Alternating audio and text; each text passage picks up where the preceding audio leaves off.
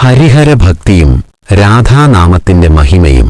നമ്മുടെ ഉള്ളിൽ രാധാനാമം അലയടിക്കുന്നുണ്ടെങ്കിൽ അത് കേവലം ഒരു യാദൃശ്ചികതയല്ല, മറിച്ച് കൈലാസനാഥനായ മഹാദേവന്റെ വലിയൊരു അനുഗ്രഹമാണ്.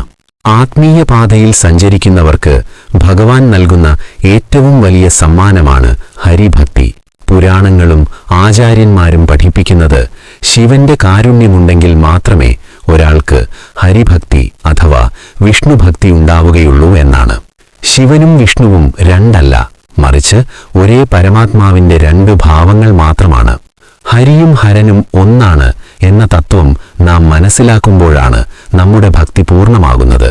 ഒരു ലീലയ്ക്ക് വേണ്ടി മാത്രമാണ് നാം അവരെ വ്യത്യസ്ത രൂപങ്ങളിൽ കാണുന്നത്.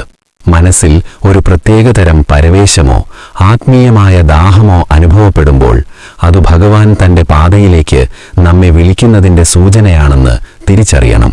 ഇത്തരമൊരവസ്ഥയിൽ നാം ചെയ്യേണ്ടത് ക്ഷമയോടെ കാത്തിരിക്കുക, ഭഗവാൻ കാണിച്ചു തരുന്ന വഴിക്കായി കാത്തിരിക്കുക, സംശയമില്ലാതെ മുന്നേറുക. വഴി തെളിയുമ്പോൾ ഒട്ടും സംശയിക്കാതെ ആ പാതയിലൂടെ സഞ്ചരിക്കുക. ഭക്തി വർദ്ധിപ്പിക്കുക. ശിവനെ പ്രാർത്ഥിക്കുമ്പോൾ കൃഷ്ണനോടുള്ള അനുരാഗം കൂടുന്നുണ്ടെങ്കിൽ അത് ഭഗവാന്റെ കൃപയാണെന്ന് ഉറപ്പിക്കാം.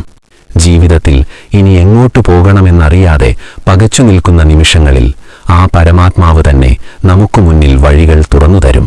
രാധാനാമം ചൊല്ലുന്ന ഹൃദയങ്ങളിൽ ഭഗവാൻ സദാ വസിക്കുന്നു. ഭക്തിയുടെ ആ പ്രവാഹം നമ്മെ ശരിയായ ലക്ഷ്യസ്ഥാനത്തെത്തിക്കും. ഭഗവാന്റെ കൃപയ്ക്കായി നമുക്ക് ആ പാദങ്ങളിൽ പൂർണ്ണമായും സമർപ്പിക്കാം. ജയ ശ്രീ രാധേ രാധേ.